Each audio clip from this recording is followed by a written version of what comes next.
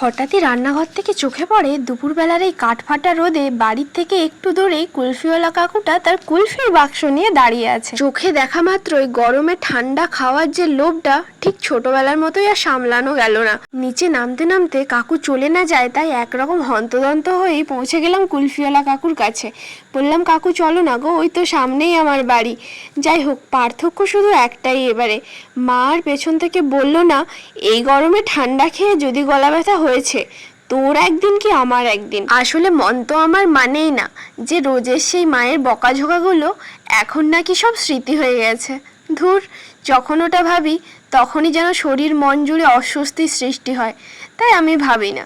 যাই হোক, উপর থেকে পয়সা নিয়ে এসে কাকুর কাছে গিয়ে দাঁড়িয়ে যায়। তখন তো তাড়াহুড়োর চক্করে টাকাটুকুও নিয়ে যাওয়ার সময় হয়নি। ওই যে বললাম, কুলফি খাওয়ার লোভটা ছোটোর থেকে সামলানো যায় না। হ্যালো এভরিওয়ান, আমি শ্রেয়া। আমার নতুন একটা ব্লগ ভিডিওতে তোমাদের সবাইকে অনেক অনেক স্বাগত। তো আজ হলো 25শে মে।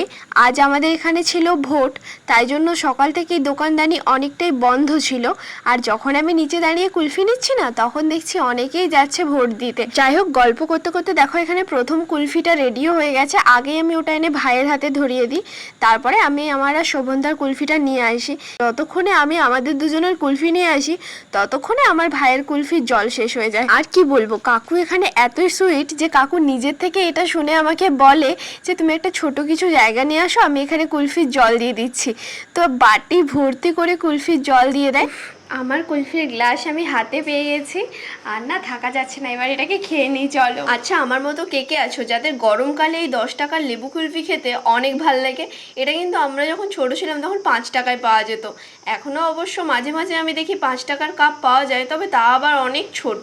কিন্তু বিশ্বাস করো, এই লেবু কুলফি খেতে আমাকে যে কি ভালো লাগে। আচ্ছা, আমাদের এখানে কিন্তু আজ আবার ভোট, জানো তো? কিন্তু অনেকটা বেলা হয়ে গেছে। আমার ভাই থেকে দেখে শুধু বলছে ভোট দিতে যাবে, আর আমি বলছি স্নান করে তারপর যাব। যাই হোক, স্নান টান করে নিয়েছি। শোভনদা এখানে আমাকে একটা গরম মাছ ভাজা খেতে দিয়েছে। আমি এখানে মাছ ভাজা খাচ্ছি কি খাচ্ছি না, ভাই এসে আবার বলছে তুই কি যাবি ভোট দিতে আমার সাথে, নইলে আমি একাই চলে যাচ্ছি।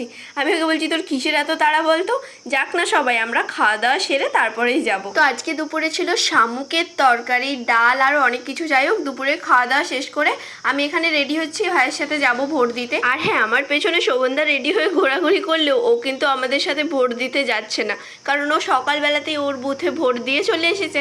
যেহেতু আমরা দুজন যাচ্ছিলাম, আমি শোভনদাকে বলেছি তুমিও চলো আমাদের সাথে। ভোট আমাদের গণতান্ত্রিক অধিকার, এইটা মনে করানোর জন্য এতবার এই ভোটের আগে কোম্পানির কল আসতো, আজকের পর মনে হয় যে ওগুলো বন্ধ হবে। যাই হোক, ভাই বলছিল দুপুরে রোদ অনেক বেশি হবে, গরম বেশি হবে, কিন্তু আজকের ওয়েদারটা না, দুপুরের পরে হঠাৎ করে মেঘ ধরে যায় আর কি সুন্দর হাওয়া দিতে থাকে। তো আমি তো এই ওয়েদারে হাঁটতে শুরু করে দিই, পরে আবার পেছন থেকে ভাই আসে বাইক নিয়ে, তারপরে আমরা তিনজনে বাইকে করেই যাই। জানো তো, এটা আমার জীবনের দ্বিতীয় ভোট। আমি এর আগে একবারই ভোট দিয়েছি, দ্বিতীয়বারের বেলায় আমার অ্যাক্সিডেন্ট হয়ে গেছিলো, আর এটা 3 নম্বর। কিন্তু দেখতে গেলে আমি এই নিয়ে 2বার ভোট দিচ্ছি।